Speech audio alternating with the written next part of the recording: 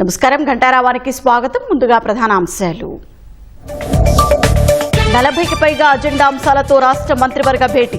SIPB పెట్టుబడులకు ఆమోదం తెలిపే అవకాశం.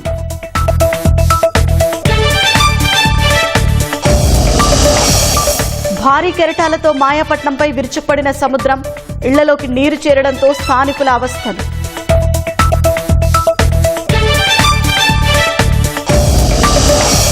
ముంబై రైలు పేలుళ్ల కేసులో కీలక మలుపు. బాంబే హైకోర్టు తీర్పుపై సుప్రీంకోర్టు స్టే.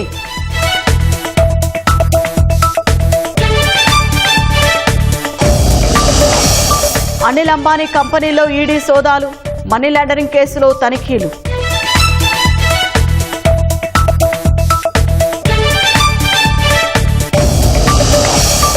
పార్లమెంటులో 4వ రోజు విపక్షాల ఆందోళన. లోక్సభ మధ్యాహ్నం 2 గంటల వరకు వాయిదా.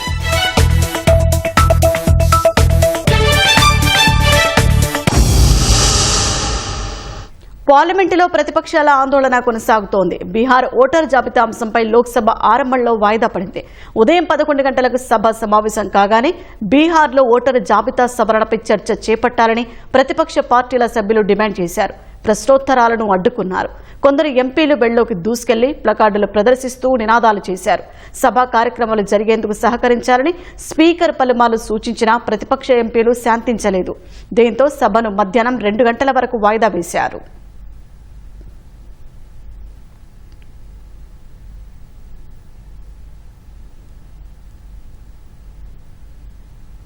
2006 ముంబై రైళ్ల పేలుళ్ల కేసులో 12 మంది నిందితులను నిర్దోషులుగా ప్రకటిస్తూ బాంబే హైకోర్టు ఇచ్చిన తీర్పును సుప్రీంకోర్టు నిలిపేసింది.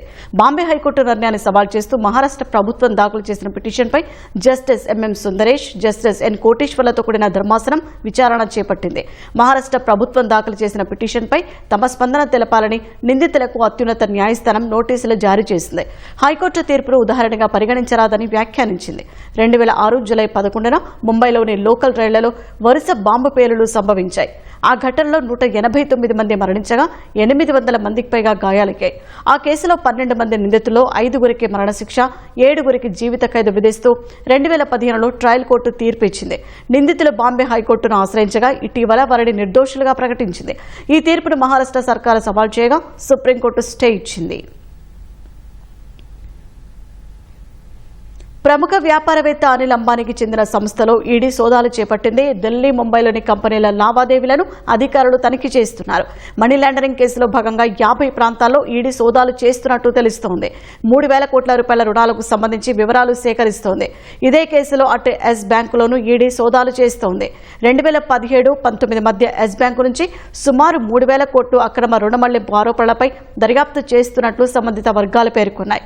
ఈ రుణం మంజూరు చేయడానికి ముందు ఎస్ బ్యాంకు ప్రమోటర్లు కొంత నగదును లంచంగా పొందారని గుర్తించిన ఈడీ దీనిపై దర్యాప్తు చేపట్టింది. అనిల్కు చెందిన వ్యక్తిగత నివాసానికి మాత్రం ఈడీ అధికారులు వెళ్లలేదని జాతీయ మీడియా కథనాలు పేర్కొన్నాయి.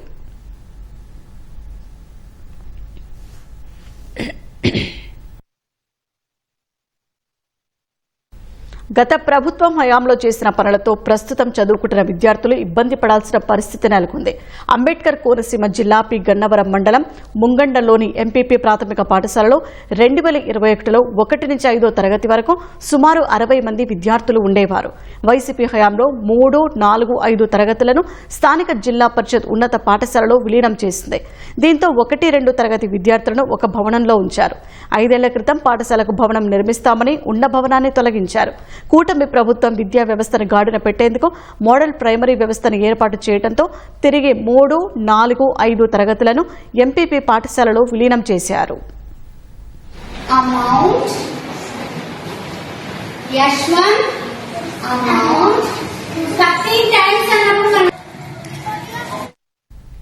ఉన్న భవనాన్ని కూల్చివేయడం, కొత్త భవనం కట్టకపోవడం వల్ల ఒక పాఠశాల విద్యార్థులు వేరే పాఠశాలలో తరగతులు వింటూ మధ్యాహ్న భోజనానికి వేరే చోటకు వెళ్లాల్సి వస్తుంది. అలా వెళ్లే క్రమంలో ఉపాధ్యాయులు వారిని రోడ్డు దాటిస్తున్నారు. ప్రస్తుతం పాఠశాలలో 70 మంది విద్యార్థులు చదువుతున్నారు. తరగతికి ఒక ఉపాధ్యాయుడు చొప్పున 5 మంది పాఠాలు బోధిస్తున్నారు. ఎంపీపీ ప్రాథమిక పాఠశాలలో 5 తరగతులు నిర్వహించేందుకు తరగతి గదులు లేక 200 మీటర్ల దూరంలో ఉన్న జిల్లా పరిషత్ ఉన్నత పాఠశాలలో 3, 4, 5 తరగతులను నిర్వహిస్తున్నట్లు ఉపాధ్యాయులు చెబుతున్నారు. గంట పాఠశాల ఇక్కడ ఎంపీఎస్ చేయబడిందండి. ఈ పాఠశాలలో 1 నుంచి 5 తరగతుల వరకు గత ప్రభుత్వ కాలంలో హై స్కూల్లో విలీనం చేయడం వల్ల 3, 4, 5 తరగతుల వాళ్ళని హై స్కూల్కి పంపించడం జరిగింది. మరలా ఈ ప్రభుత్వం 3, 4, 5 తరగతుల వాళ్ళని ఎంపీఎస్ పాఠశాలగా ప్రకటించడం వల్ల మా 3, 4, 5 తరగతి విద్యార్థులకు బిల్డింగ్ వసతి లేనందువలన 3, 4, 5 తరగతుల వారిని ఎంఈఓ గారి ఆదేశాల మేరకు హై స్కూల్లో 3, 4, 5 తరగతులు 3 రూమ్స్ ఇచ్చారు. అక్కడ నిర్వహించుకోవడం జరుగుతుంది. ఉదయం ప్రేయర్ తర్వాత పిల్లలందరినీ హై స్కూల్కి తీసుకువెళ్లి మరలా మధ్యాహ్న టైంలో భోజనానికి మన పాఠశాలకు తీసుకొచ్చి భోజన వసతి కల్పించడం జరుగుతుంది. భోజనం చేసిన తర్వాత మరలా విద్యార్థులందరినీ హై స్కూల్కి తీసుకెళ్లి అక్కడ తరగతులు నిర్వహించడం జరుగుతుందండి.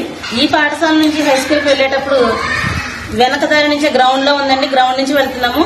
వర్షం పడిన కారణంగా వాతావరణం బాగుండక బురదమయం అవడం వల్ల పాఠశాల ప్రాంగణం మేము మెయిన్ రోడ్ నుంచి ఇలా తిప్పి తీసుకురావడం జరుగుతుందండి. అప్పుడప్పుడు ఆ విషయంలో కొంచెం ఇబ్బంది అవుతుందండి. విద్యార్థులకు పాఠాలు చెప్పటం, మధ్యాహ్నం భోజనానికి ఉన్నత పాఠశాల నుంచి ఎంపీపీ ప్రాథమిక పాఠశాలకు తీసుకురావటం, భోజనం చేసిన తర్వాత మళ్లీ ఉన్నత పాఠశాలలో కూర్చోబెట్టడం వంటి అంశాలు తమకు ఇబ్బందిగా మారాయని ఉపాధ్యాయులతో పాటు విద్యార్థులు చెబుతున్నారు. ప్రాథమిక పాఠశాలకు అదనపు తరగతి గదులతో భవనం నిర్మించాలని కోరుతున్నారు. సొంత నిధులు వెచ్చిస్తూ మంత్రి నారాయణ కార్యకర్తల సంక్షేమానికి కృషి చేస్తున్నారు.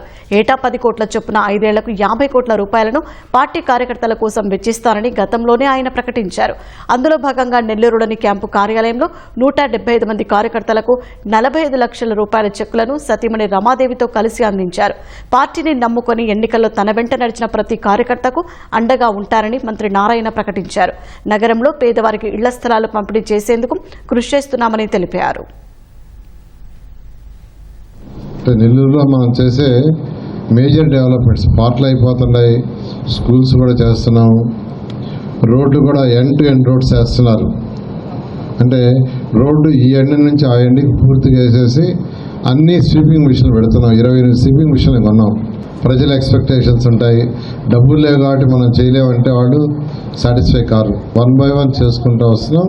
అన్నీ పూర్తి చేస్తాం. మనం ఎలక్షన్కి ఏది మాట ఇచ్చామో 100కి 100 రూపాయలు ఇచ్చేస్తాం. అదేవిధంగా నెల్లూరు సిటీలో ఎక్కడెక్కడ పట్టాలు ఇవ్వాలో ఇవ్వడానికి వీలుందో వాటికి స్పెషల్గా డ్రైవ్ చేయమని ఎంఆర్ఓకి ఇన్స్ట్రక్షన్ ఇచ్చాను.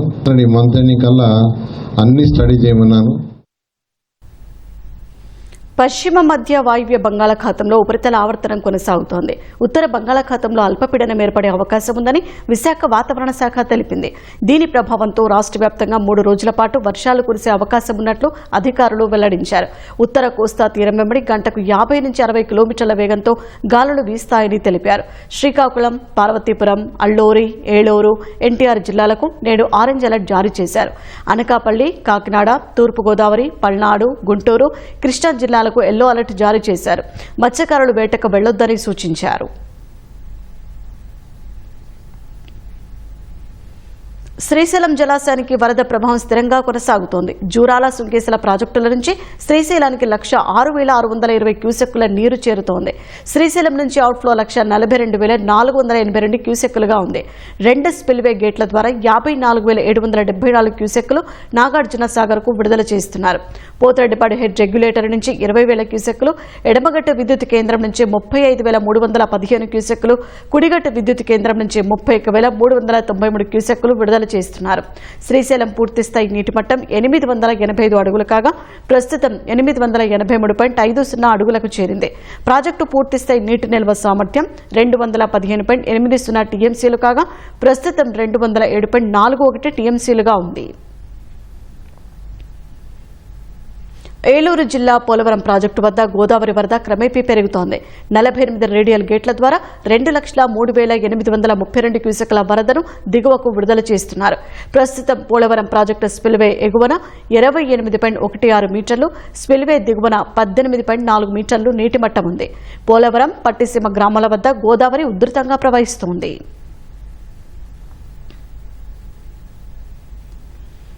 కాకినాడ జిల్లా కొత్తపల్లి మండలం ఉప్పాడ తీరంలో సముద్రం అల్లకల్లోలంగా మారింది.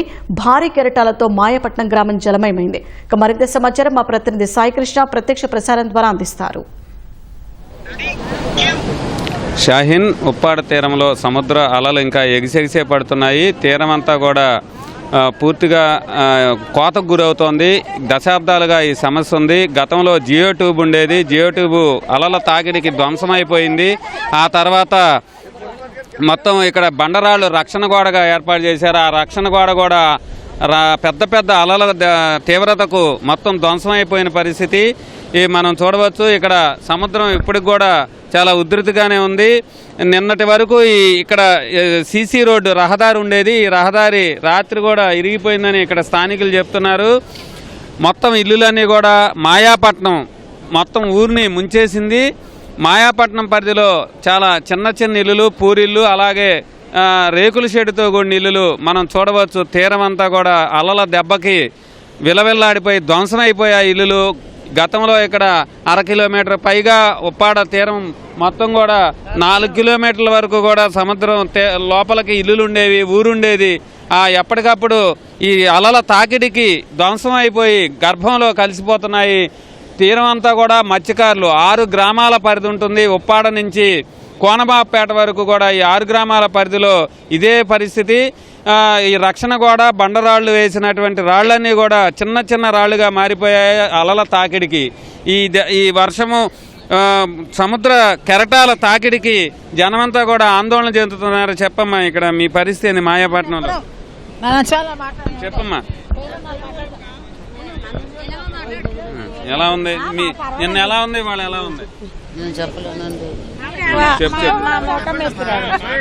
చెప్పలేను. ఏంటండి నిన్న బాగానా పొంగిపోయిందండి చంద్రం. ఇవాళ కొత్త తగ్గిందండి. అది అందుకని చూడు చంద్రం ఎలా వచ్చేస్తుందో. అందులో ఆ చంద్రం ఇంటికి వచ్చేస్తా ఉంటే మాకు బాధగా ఉన్నాయి. ఇంటికి గుమ్మానికి వేసి కొట్టేస్తుందండి నీరు. ఎక్కడ పోవాలో ఇల్లు లేకంటే అలాగే ఆ చందట్లోనే ఉంటున్నామండి. ఇల్లు లేక మరి ఏం చేయము, అలా ఉంటున్నామండి. మాయాపట్నం అంటే పెద్ద పేరండి. ఏది ఏ పేరు ఏమిలో ఏం చేస్తున్నారు, ఎవరు ఏం చేయట్లేదు. వచ్చి 2 మాట్లాడుతున్నాం, పోతున్నాం, అంతే అంతేనండి.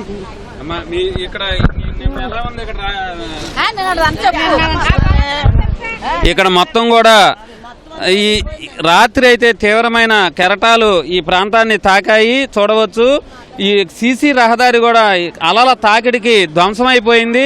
మొత్తం పూర్తిగా ఈ ధ్వంసమైపోవడంతో పరిస్థితి అయితే ఎప్పుడు ఎలా సముద్రం విరుచుకుపడుతుందో, మిగతా ఉన్న ఇళ్ళల పరిస్థితి ఏంటో కూడా ఎలా ఉంటుందన్నది కూడా ఆందోళన వ్యక్తం అవుతోంది. ఒకవైపు సముద్రంలో చేపలు దొరకటం లేదు, వేటకెళ్ళిన వారు ఉసూరుమంటూ వెనక్కి దరికి చేరుతున్నారు. మరోవైపు తీరాన్ని సముద్రం ఎగిసేసి పడుతున్న అలల తాకిడి అంతకంతకు పెరిగిపోవటం వల్ల చిన్న చిన్న ఇల్లులు, తమ ఆవాసాలు మొత్తం కూడా గర్భంలో కలిసిపోతున్నాయి. గంగమ్మ తల్లిని నమ్ముకొని తాము జీవనం సాగిస్తున్నాం. ఒకవైపు వేటకు వృత్తి దొరకటం లేదు, అలాగే ఇల్లులు పూర్తిగా సముద్రంలో కలిసిపోవడంతో మత్స్యకారుల పరిస్థితి మాత్రం చాలా దయనీయంగా మారిపోయింది. ఈ 6 గ్రామాల పరిధిలో ఇబ్బందికరంగా ఉంది.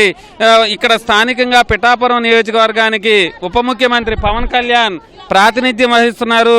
ఆయన ఎన్నికల్లో కూడా హామీ ఇచ్చిన మేరకు కేంద్రంతో మాట్లాడారు. ఇక్కడ రక్షణ కోసం 300 కోట్లకు పైగా నిధులు మంజూరయ్యాయని ఇటీవలే కూడా ప్రకటించారు. అది కార్యరూపం దాలిస్తే ఈ తీరం అంతా కూడా రక్షణ గోడ ఏర్పాటు చేస్తారు. అప్పటి వరకు మాత్రం ఉప్పాడ తీరంలో ఇలాంటి పరిస్థితే ఉంటుంది. ఈ చిన్న చిన్న ఇల్లులు, నిరుపేదలైన మత్స్యకారులు ఇల్లులు కష్టపడి కట్టుకున్నవన్నీ కూడా సముద్ర కెరటాలకు కుప్పకూలిపోవడంతో మాత్రం వారికి అంతులేని ఆవేదనే మిగులుతోంది. ఉపాధి కరువైపోయి ఇల్లులు కోల్పోయి వారి జీవనం మాత్రం దుర్భరంగా మారుతున్న పరిస్థితి అయితే ఉప్పాడ తీరంలో నెలకొంది. అధికారులు కూడా దీనిపై ఇప్పటికే కసరత్తు చేశారు. పవన్ కళ్యాణ్ పలుసార్లు ఈ అంశంపై కూడా అధికారులతో చర్చించారు. అలాగే కేంద్రం దృష్టికి కూడా తీసుకెళ్లారు. కేంద్రం నుంచి కూడా నిధులు మంజూరైనట్టు కూడా ఆయన ప్రకటించారు. ఈ పరిస్థితుల్లో ఉప్పాడ తీరంలో మాత్రం రక్షణ గోడ ఏర్పాటైతేనే ఈ ప్రాంతానికి కనీసం ఈ ఇల్లులు, ఇప్పుడున్న ఇల్లులన్నా కూడా మిగిలే పరిస్థితి, కోతకు అడ్డుకట్ట వేసే పరిస్థితి ఉంది. లేదంటే మాత్రం ఈ కోత సముద్ర కెరటాల దెబ్బకు ఉన్న ఇల్లులు కూడా కుప్పకూలిపోయి పూర్తిగా ఈ ప్రాంత మత్స్యకారులు అయితే నిరాశ్రయ పరిస్థితి అయితే నెలకొంది. కెమెరామెన్ రాజశేఖర్తో సాయి కృష్ణ, ఈటీవీ న్యూస్. సచివాలయంలో 40కు పైగా అజెండా అంశాలపై రాష్ట్ర మంత్రివర్గ మథనం కొనసాగుతోంది. ఆంధ్రప్రదేశ్ ఎలక్ట్రానిక్స్ మ్యానుఫ్యాక్చరింగ్ పాలసీకి ఈ భేటీలో మంత్రివర్గం ఆమోదం తెలపనున్నట్లు సమాచారం. 2 SIPB సమావేశాల్లో వివిధ సంస్థల ఏర్పాటు కోసం ఆమోదం తెలిపిన 50,000 కోట్ల రూపాయలకు పైగా పెట్టుబడులపై చర్చించి నిర్ణయం తీసుకోనుంది. రాజధాని అమరావతిలో నిర్మాణాలకు సంబంధించి CRDA నిర్ణయాలకు రాష్ట్ర మంత్రివర్గం ఆమోదం తెలపనున్నట్లు తెలుస్తోంది. CRDAతో పాటు మెట్రోపాలిటన్ పట్టణ ప్రాంతాల్లో వ్యవసాయ భూమిని వ్యవసాయేతర భూమిగా మార్చే ప్రక్రియకు చట్ట సవరణలపై సమావేశంలో చర్చించనున్నట్లు సమాచారం. అనధికార లేఅవుట్ల క్రమబద్దీకరణకు సంబంధించి చట్ట సవరణపైన మంత్రివర్గం చర్చించనుంది. విశాఖ మెట్రోపాలిటన్ పరిధిలో వివిధ అభివృద్ధి పథకాలకు భూ సమీకరణకు ఆమోదం తెలపనున్నట్లు సమాచారం. ఎన్టీఆర్ స్మార్ట్ టౌన్షిప్ లేఅవుట్లకు రాష్ట్ర స్థాయి కమిటీ సిఫార్సులపై చర్చించి నిర్ణయం తీసుకోనుంది. వార్డు వెల్ఫేర్ అండ్ డెవలప్మెంట్ కార్యదర్శికి చెందిన 815 పోస్టులను అప్గ్రేడ్ చేస్తూ నిర్ణయం తీసుకోనుంది. వివిధ విద్యుత్ ప్రాజెక్టులకు మంత్రివర్గం ఆమోదం తెలపనుంది. Green hydrogen valley Amaravati declaration కు కేబినెట్ ఆమోదం తెలపనున్నట్లు సమాచారం. జలవనరుల శాఖకు సంబంధించి వివిధ పనులకు రాష్ట్ర మంత్రివర్గం ఆమోదం తెలపనున్నట్లు తెలుస్తోంది. పొగాకు కొనుగోళ్లకు సంబంధించి రైతులకు మేలు జరిగేలా సవరించిన నిబంధనలకు ఆమోదం తెలపనున్నట్లు సమాచారం. తిరుపతి పద్మావతి పార్కులో జరిగిన తొక్కిసలాట ఘటనపై హైకోర్టు విశ్రాంత న్యాయమూర్తి సత్యనారాయణమూర్తి విచారణ నివేదికపై చర్చించనుంది. న్యాయమూర్తులకు 7 డ్రైవర్లు కేటాయించేందుకు రాష్ట్ర మంత్రివర్గం నిర్ణయం తీసుకోనున్నట్లు సమాచారం. ఏపీ నూర్బాషా దూదేకుల అభివృద్ధి కార్పొరేషన్ను మైనార్టీ సంక్షేమ పరిధిలోకి తీసుకువచ్చే అంశంపై చర్చించి నిర్ణయం తీసుకోనున్నట్లు తెలుస్తోంది. ఆగస్టు 2వ వారంలో అసెంబ్లీ వర్షాకాల సమావేశాలు నిర్వహించే అవకాశం ఉన్నందున తేదీల ఖరారుపైన మంత్రివర్గం ఓ నిర్ణయానికి వచ్చే అవకాశం ఉంది.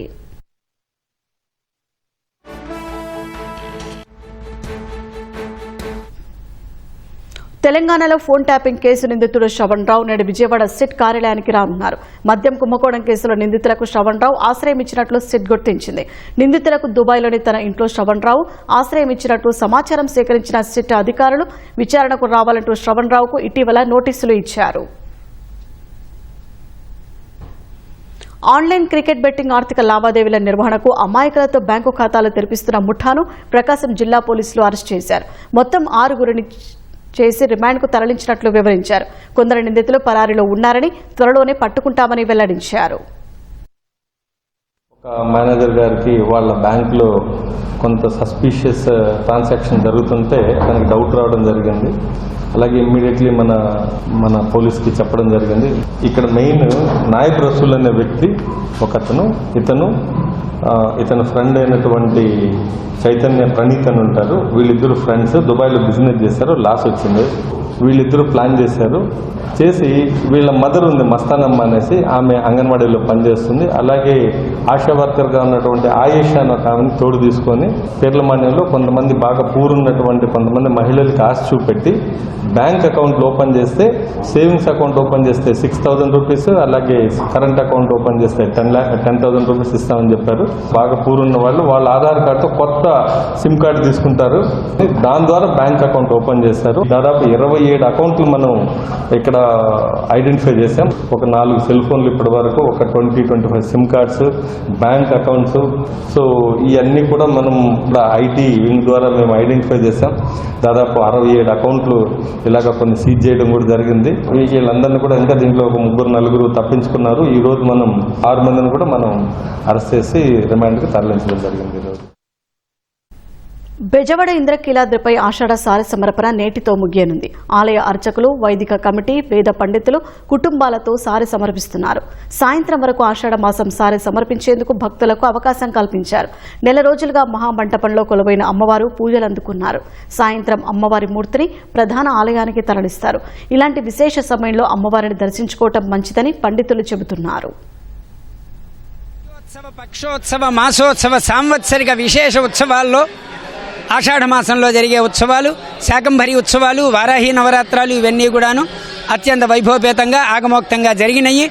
మరి భక్తులు కూడాను పవిత్ర సార సమర్పించడానికి ఇతర రాష్ట్రాల నుంచి కూడాను వచ్చి అమ్మవారికి సారది కూడాను సమర్పించుకోవడం జరిగింది. మరి ఇవాళతో అమావాస్య, ఆషాఢమాసం సమాప్తి. అందున ఈ ఆషాఢమాసము చాతుర్మాస్యలు దీక్షలు చేసి లోక కళ్యాణం చేయించేటటువంటి యొక్క విధానమైనటువంటి మాసంలో అత్యంత ప్రాధాన్యమైనటువంటి మాసము. అటువంటి ఈ మాసంలో భక్తులు అమ్మవారిని దర్శనం చేసుకోవటం, ఆయురారోగ్య ఐశ్వర్యాలు కలుగుతాయి, సకల సౌభాగ్యాలు సిద్ధిస్తాయి. మనం రేపటి నుంచి శ్రావణ మాసం ఉత్సవాలు కూడాను ప్రారంభమవుతున్నాయి.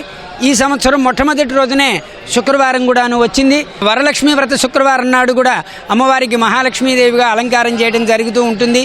మూడో శుక్రవారం అయినటువంటి దాంట్లో అమ్మవారికి ఇక్కడ వరలక్ష్మి వ్రతాలు, మరి సామూహిక వరలక్ష్మి వ్రతాలు కూడాను చేయటం జరుగుతూ ఉంటుంది.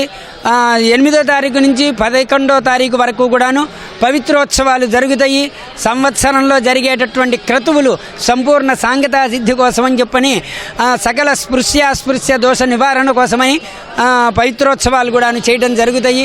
ఈ 50 మంది భక్తులు అందరూ కూడా ఈ శ్రావణ మాసంలో అమ్మవారిని దర్శనం చేసుకుని ఆయురారోగ్య ఐశ్వర్యాలతో వర్ధిల్లాలని కోరుకుంటూ కడప జిల్లా జమ్మలమడుగులో శ్రీ చౌడేశ్వరీదేవి జయంతి వేడుకలు ఘనంగా జరుగుతున్నాయి. 850 కలస బిందులతో గ్రామోత్సవం నిర్వహించారు. నాగలకట్ట వీధి నుంచి పలగాడి వీధి, మెయిన్ బజార్, కూరగాయల మార్కెట్ వీధి, తాడిపత్రి రోడ్డు మీదుగా గ్రామోత్సవం కొనసాగింది. అమ్మవారి వేషధరణ నృత్యాలు ఆకట్టుకున్నాయి.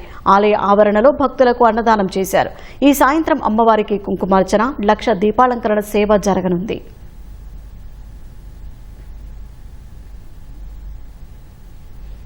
హరిహర వీరమల్లు చిత్రం విడుదల సందర్భంగా రాష్ట్ర వ్యాప్తంగా సినిమా థియేటర్ల వద్ద పవన్ కళ్యాణ్ అభిమానులు, జన సైనికులు సందడి చేశారు. బాణసంచా పేల్చి, డప్పులు వాయించి, కేక్ కోసి సంబరాలు చేసుకున్నారు. తూర్పుగోదావరి జిల్లా అనపర్తిలో పవన్ చిత్రపటాలతో ర్యాలీ చేశారు. చిత్రం విజయవంతం కావాలని వీరాళ్లమ్మ ఆలయంలో ప్రత్యేక పూజలు చేశారు. అనంతరం సూర్యశ్రీ థియేటర్ వద్ద బాణసంచా పేల్చి, తీన్మార్ డప్పులు వాయించి సంబరాలు చేసుకున్నారు. ఉమ్మడి గుంటూరు జిల్లాలోని పలు థియేటర్ల వద్ద సందడి వాతావరణం నెలకొంది. గుంటూరు, నరసరావుపేట, చిలకలూరుపేట, మంగళగిరిలో బుధవారం రాత్రి హరిహర వీరమల్లు చిత్రం ప్రీమియర్ షోలు ప్రదర్శించారు. మంగళగిరి అన్నపూర్ణ థియేటర్ వద్ద పవన్ చిత్రపటానికి జన సైనికులు పాలాభిషేకం చేశారు. బాపట్ల జిల్లా చీరాలలో జన సైనికులు బైక్ ర్యాలీ చేశారు. సత్యసాయి జిల్లా కదిరిలో పవన్ చిత్రపటాలు, ప్లకార్డులు పట్టుకుని అభిమానులు ర్యాలీ చేశారు. అన్నమయ్య జిల్లా రైల్వే కోడూరులో విద్యుత్ రథంపై పవన్ చిత్రపటాలతో ర్యాలీ చేశారు.